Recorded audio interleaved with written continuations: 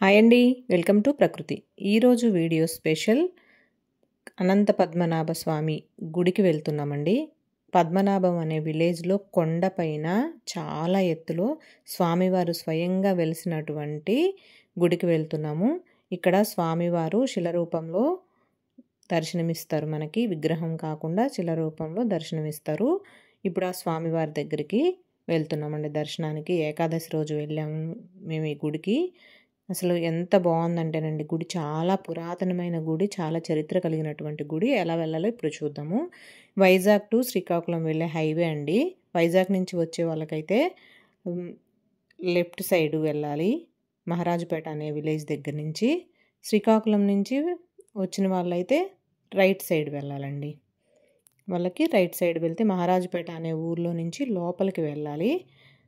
ఇక్కడ ఏమేమి ఊర్లు వస్తాయి అన్నది కూడా నేను ఇచ్చాను. చిన్న చిన్నగా విలేజ్లు కూడా చాలా ఉన్నాయి. మహారాజుపేట తర్వాత కృష్ణరాజుపేట అని వస్తుంది, ఇంకా తాడుతూరు, ఇలా చిన్న చిన్న ఊర్లు చాలా ఉన్నాయండి.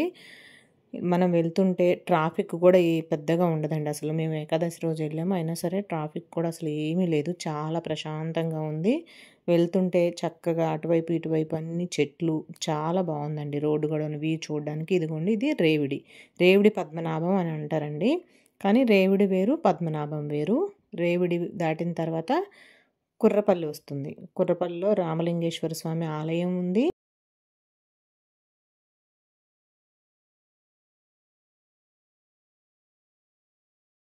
కుర్రపల్లి వాటర్ ఫాల్స్ కూడా ఉన్నాయండి. ఇక్కడ పిక్నిక్ స్పాట్గా వస్తూ ఉంటారు చాలామంది ఈ సీజన్లో, బాగుంటుందని. కుర్రపల్లి దాటి వచ్చిన తర్వాత మనం పద్మనాభం అనే విలేజ్లోకి వచ్చేస్తామండి. చూడండి చక్కగా ఎంత బాగుందో, అన్ని కొండలండి, అటు ఇటు కొండలు ఉన్నాయి. దగ్గరికి వచ్చే కొద్దీ మనము కొండలు ఉన్నాయి, చెట్లు అవి కూడాను. అసలు ఎక్కడ వెహికల్ కూడా ఎక్కడ ఎదురవ్వలేదండి. చక్కగా చాలా బాగుంది రోడ్డు. మేము పద్మనాభం స్వామి అనే ఊర్లోకి వచ్చిన తర్వాత ఎదురుగా స్ట్రైట్గా అండి సెంటర్లో అభయాంజనేయ స్వామి వారి ఆలయం ఉంటుంది. ఇటు నుంచి రైట్ సైడ్ వెళ్తే వెహికల్ రూట్ అండి, లెఫ్ట్ సైడ్ వెళ్తే మెట్ల మార్గం ఉంటుంది. మనం కార్లో వెళ్తున్నాం కాబట్టి రైట్ సైడ్ తీసుకొని వచ్చాము. చూడండి, కొండపైకి వెళ్ళే దారి అని కూడా బోర్డు ఉంటుంది అక్కడ. ఈ రోడ్డు కూడా కొత్తగా వేశారటండి ఈ సంవత్సరమే, 2025లోనే రోడ్డు వేసి గుడి కూడా కన్స్ట్రక్షన్ చేశారండి. ఇంతకుముందు చాలా పాత ఆలయం, ఇప్పుడు కొంచెం గుడి కూడా కన్స్ట్రక్షన్ చేసి రోడ్డు వేశారు. ఇంతకుముందు రోడ్డు లేదండి, అంటే తోవ ఉంది కానీ రోడ్డు లేదు. మామూలుగా వెహికల్స్ వెళ్ళేవాళ్ళు కానీ కొంచెం కష్టంగా ఉండేది. ఇప్పుడు రోడ్డు చాలా మంచిగా 2 వెహికల్స్ వెళ్ళే అంత ఫ్రీగా రోడ్డు వేశారు, చాలా బాగుంది. కానీ కొండపైకి వెళ్ళే కొద్ది మాత్రం కొంచెం భయం అనిపించిందండి. చాలా హైట్ ఉందండి. చూడండి, కారు మొత్తం ముందు భాగం ఇలా పైకి లేసింది. నాకైతే చాలా భయం అనిపించింది. ఒక 2 మలుపులు ఉన్నాయి అనగా నేనైతే కారు ఆపేయమన్నాను. నడిచి వెళ్ళిపోదాము, పర్లేదు, కొన్ని దగ్గరికి వచ్చేసాం కదా అని ఆపమంటే పర్లేదు వెళ్ళిపోతుంది అనేసి అని తీసుకెళ్ళారండి. చూడండి, కార్ పార్కింగ్ దగ్గర నుంచి గుడి వ్యూ మనం చూడండి ఎంత హైట్ వచ్చామో. ఆ కొండల కిందనున్న కొండలన్నీ చిన్న చిన్నగా కనిపిస్తున్నాయి, అంత పైకి ఉంటుందండి కొండ. ఇక్కడ మెట్ల మార్గం, కార్ పార్కింగ్ అయిపోయిన తర్వాత కొంచెం మెట్లు ఉంటాయండి గుడికి దగ్గరికి వెళ్ళడానికి. ఈ మెట్లు కూడా చూడండి అంతా రాతి కట్టడమే, దీనికి పైన ప్లాస్టింగ్ అది కూడా ఏమీ ఉండదు, రాతి కట్టడమేనండి మొత్తం. మొత్తం 1278 మెట్లు అండి ఇవి. కింద నుంచి వస్తే 1278 మెట్లు ఉంటాయి ఇవి. అయితే ఈ మెట్ల మార్గం గుండా వస్తే వ్యూ కూడా చాలా బాగుంటుందంట. అయితే మేము వెళ్ళే 1 వీక్ ముందు మెంతా తుఫాన్ వచ్చిందండి. అంత చిన్న చిన్న రాళ్ళు అవి కూడా మెట్లు కొంచెం ఇదిగా ఉన్నాయి, ఎక్కలేమేమో అని మేము కారులో పైకి వచ్చాము. ఇగో చూడండి, ముత్తంశెట్టి శ్రీనివాసరావు గారు, అంటే అవంతి శ్రీనివాస్ గారు, గంటా శ్రీనివాస్ గారు ఇక్కడ గుడికి ఈ రోడ్లు వేయడానికి కూడా నిధులు శాంక్షన్ చేశారంట. పేర్లు కూడా ఉన్నాయి వాళ్ళకి. ఇక్కడ గుడి కూడా ఈ 2025లోనే కట్టారు. చూడండి, వచ్చేసాము. ఎలాగైతేనేం గుడి దగ్గరికి వచ్చేసాము. వచ్చిన తర్వాత ఒక్కసారి కిందకి చూస్తే కింద మొత్తం పొలాలు, చక్కగా ఊర్లు, చిన్న చిన్న ఊర్లు అయితే చిన్నగా కనిపించినట్టుగా కనిపిస్తున్నాయి, అంత హైట్లో ఉందండి గుడి. కింద వాటర్ కూడాను, వర్షం పడింది బాగా, ఒక వారం రోజులు తుఫాన్ వచ్చింది కదా, అందుకు కింద వ్యూ కూడా చూడడానికి చాలా బాగుందండి. గుడి చుట్టూ అన్ని చెట్లు, కొంచెం కొండపైన ఉంది కదా, అందుకనేసి ఇక్కడ నేను అనుకోవడం వాళ్ళు ఏదో స్ప్రే చేస్తున్నారండి, మందు ఏదో, మరి పురుగు గట్లా రాకుండా ఏమో మందు ఏదో స్ప్రే చేస్తున్నట్టున్నారు. చూడండి ఎంత బాగుందో వ్యూ. మేము వెళ్ళినప్పటికీ 11 అయిందండి. అయినా సరే చూడండి మంచు పడుతున్నట్టుగా ఎంత బాగుందో. ఈ సీజన్ అయితే కొంచెం లేట్గా వెళ్ళడమే బెస్ట్ అండి. ఎందుకంటే ఉదయాన్నే వెళ్తే మంచుతో కప్పేసి ఉంటుంది, మొత్తం ఏమీ కనిపించదు ఈ వింటర్ సీజన్లో. ఇక్కడ పాండవులు నివాసం ఉన్నారటండి. ఈ గుడి వెలిసిన దగ్గర పాండవులు నివాసం ఉన్నారట. అరణ్యవాసం చేసి వచ్చిన తర్వాత పాండవులు ఇక్కడ ఉంటే, అంటే ఎవరికంటైనా పడితే మళ్ళీ అజ్ఞాతవాసం చేయవలసి వస్తుందని ఇక్కడ ఉండి శ్రీకృష్ణుని వేడుకుంటే శ్రీకృష్ణుడు ప్రత్యక్షమయ్యి, నేను ఇక్కడ ఉండలేను, నేను 3 లోకాలు పాలించేవాడిని కాబట్టి ఇక్కడ ఉండలేను.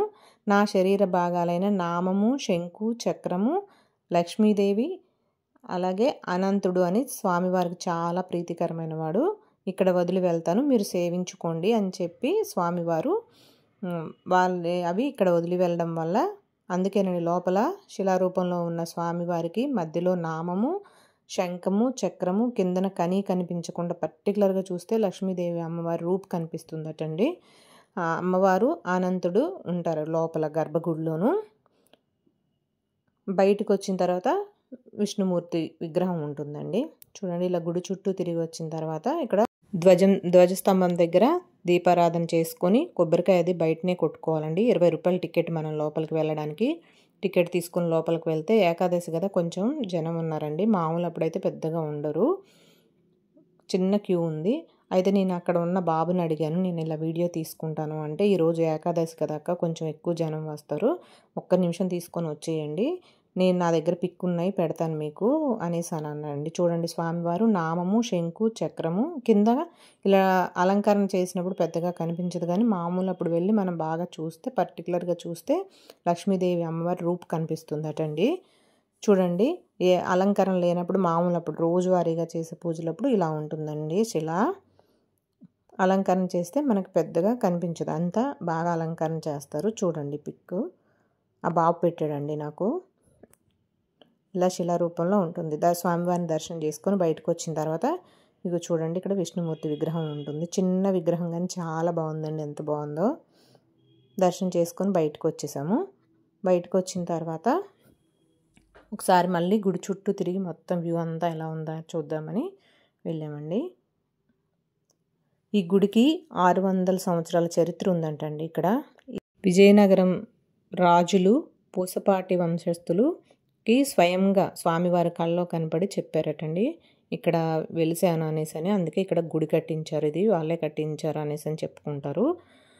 ఇక్కడ కిందన కుంతి మహాదేవి ఆలయం కూడా ఉందండి. కుంతి అంటే శ్రీకృష్ణుడి మేనత్త, తమ కుమారులైన పాండవులకు సాయం చేసినందుకు ఆవిడ కృష్ణుడికి దేవాలయం 5 దేవాలయాలు కట్టించారటండి.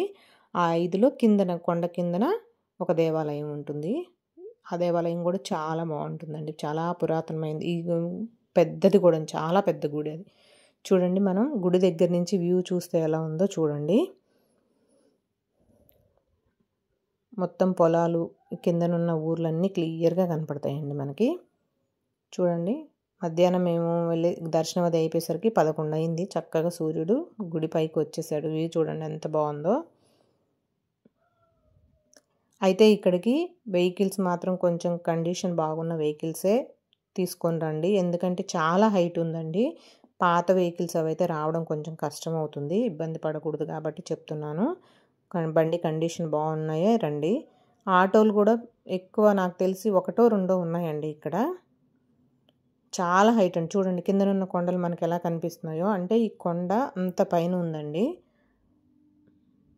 కానీ చాలా చరిత్ర కలిగినటువంటి కొండ కాబట్టి స్పెషల్ డేస్లో రాకుండా మామూలు అప్పుడు రండి. వస్తే చక్కగా దర్శనం చేసుకొని ఈ గుడి చరిత్ర గురించి చక్కగా పంతులు గారిని అడిగి వివరంగా తెలుసుకొని చక్కగా దర్శనం చేసుకొని కొంచెం సేపు ప్రశాంతంగా కూర్చొని వెళ్ళొచ్చండి. అయితే ఎవరు కూడా ప్లాస్టిక్ కవర్లు కానీ బాటిల్ కానీ తీసుకొని వచ్చి అంతా ఇక్కడ పాడు చేయొద్దండి. వాతావరణం చాలా బాగుంది, ప్రశాంతంగా ఏమీ లేదండి, పిన్ డ్రాప్ సైలెంట్ లాగా ఉంది. మామూలుగా వచ్చిన భక్తుల మాటలు తప్పితే ఇంక వేరే వెహికల్స్ కానీ అవి ఏమి సౌండ్ ఉండదు, చాలా బాగుందండి ప్రశాంతంగా. చూడండి మేమంతా చూసుకొని కిందకు వచ్చేటప్పుడు మెట్లు చూడండి, రాతి కట్టడం అండి ఇవి, ఇంకా దానికి పైన ప్లాస్టింగ్ అది ఏమీ లేదు. ఇలా కిందకి దిగుతుంటే మనం వ్యూ చూడండి అసలు ఎంత బాగుందో. కార్ పార్కింగ్ దగ్గరికి ఈ బాబు కనిపిస్తున్నాడు కదా, చిన్న బాబు, అలా స్ట్రైట్గా వెళ్తే మెట్ల మార్గం అండి. కిందకెళ్ళిపోతాం మనం పద్మనాభం అనే విలేజ్‌లోకి. కుంతి మహాదేవి ఆలయం పక్క నుంచి వెళ్తుందండి ఈ మెట్ల మార్గం. అక్కడికి వెళ్ళొచ్చు ఇలా స్ట్రెయిట్‌గా నడుచుకుంటూ వెళ్తే. చాలా బావుంటుందంటండి ఈ మెట్ల మార్గం కూడా నడుచుకుంటూ వెళ్తే. అలాగే ఈ మెట్లకి కార్తీక మాసం అయిపోతుందనగా అమావాస్య రోజు కోటి దీపోత్సవం అని చేస్తారండి.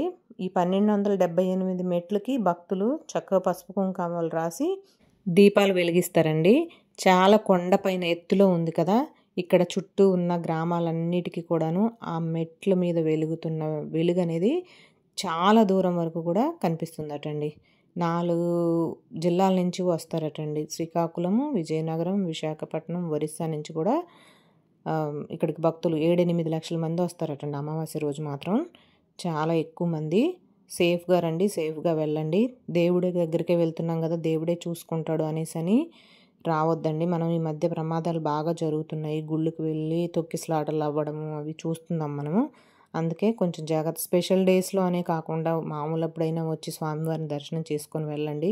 మెట్లు కూడా చాలా చిన్నవి, కొండ చాలా ఎత్తులో ఉంది. కాబట్టి స్వామివారి మీద భారం వేసి రాకుండా, ఎలాగైనా వెళ్ళాలి అనే ఇదితోని రాకుండా దయచేసి ఇలా చెప్తున్నాను ఏమీ అనుకోవద్దు. మామూలుగా స్పెషల్ డేస్ అప్పుడు వచ్చి స్వామివారిని చక్కగా దర్శనం చేసుకోండి. ప్రశాంతంగా ఒక గంట కూర్చొని వెళ్ళొచ్చండి. ఇలా ఏదైనా స్పెషల్ డేస్ అప్పుడు వస్తే విపరీతమైన జనం రావడము, ఏదో ఒకటి జరిగి మళ్ళీ తర్వాత బాధపడడం, దేవుడి దగ్గరికి వెళ్ళాం కదా ఏమీ అవ్వదులే అని అనుకోవద్దండి. స్వామివారి మీద నమ్మాలి కానీ మరీ అంత స్వామివారి మీద భారం వేసి మనం ఇదవ్వకూడదు. మనం దిగి వచ్చిన తర్వాత చూడండి, మనం ఎక్కడైతే ఫస్ట్ కొబ్బరికాయ అరటిపళ్ళు తీసుకున్నామో ఇక్కడ అభయాంజనేయ స్వామివారి టెంపుల్ దగ్గర అలా స్ట్రైట్‌గా వెళ్ళిపోతే ఇప్పుడు మెట్ల మార్గం దాటగానే కుంతి మహాదేవి ఆలయం అండి. చూడండి కుంతి మహాదేవి ఆలయంకి వచ్చాము. ఈ గుడికి కూడా చాలా చరిత్ర ఉందండి. బ్రిటిష్ వాళ్ళకి పుస్పేట వంశస్థులకి యుద్ధం జరిగినప్పుడు, రాజులకి యుద్ధం జరిగినప్పుడు ఈ గుడిలో చర్చలు అవి జరుపుకునేవారట రాజుగారు. ఈ గుడికి చాలా మంచి పేరు ఉందండి. చాలా చరిత్ర ఉంది. చూడండి గుళ్ళో లోపలికి వెళ్ళిన తర్వాత చాలా పాత గుడి కదండి. అంతా రాతి కట్టడమే. ఏకాదశి రోజు వెళ్ళాం కదా, భక్తులందరూ దీపదానం ఇచ్చుకుంటున్నారు. స్వామివారి దర్శనమే మాత్రం చాలా బాగా అయిందండి. ఇక్కడ భోగి రోజు గోదాదేవి కళ్యాణం అని చేస్తారటండి. చాలా భారీ ఎత్తున చేస్తారటండి. చాలా బాగుంటుందట. స్పెషల్ డేస్లో మాత్రం పూజలు అవి చాలా బాగా మంచిగా చేస్తారంట. ఉత్తప్పుడు పెద్దగా జనం వెళ్ళకపోయినాను స్పెషల్ డేస్ అనేవి ఏ ఉన్నా కూడాను చాలా మంచిగా పెద్ద భారీ ఎత్తున పూజలు జరుగుతాయండి. ఇక్కడ దర్శనం చేసుకొని బయటకు వచ్చిన తర్వాత స్వామివారికి ఎడం వైపున ఈ విగ్రహాలు ఉన్నాయండి. ఇవి చూసి కొంచెం ఇలాగా ఎడం వైపు వెళ్తే లక్ష్మీదేవి అమ్మవారికి కూడా చిన్న గుడి ఉంది. అమ్మవారిని దర్శనం చేసుకొని బయటకు వస్తే చూడండి అమ్మవారి గుడి, చిన్న గుడిలో అమ్మవారికి ఇలా దర్శనం చేసుకొని బయటకు వచ్చిన తర్వాత ఇక్కడ తులసమ్మ ఉందండి. ఎవరైనా దీపం పెట్టుకోవాలన్నా పూజ చేసుకోవాలన్నా ఇక్కడ చేసుకోవచ్చు. ఈ గుడి మాత్రం విశాలంగా ఉందండి. చాలా పెద్ద గుడి. చుట్టూ ఎంత ఓపెన్ ప్లేస్ ఉందో చూడండి. ఇదిగోండి పైన కనిపిస్తున్న కొండ మనం ఇప్పుడు పైనుంచి వచ్చాం కదా ఆ కొండ అండి. చూడండి చాలా పెద్ద గుడి, విశాలంగా ఉంది, చక్కగా ప్రశాంతంగా.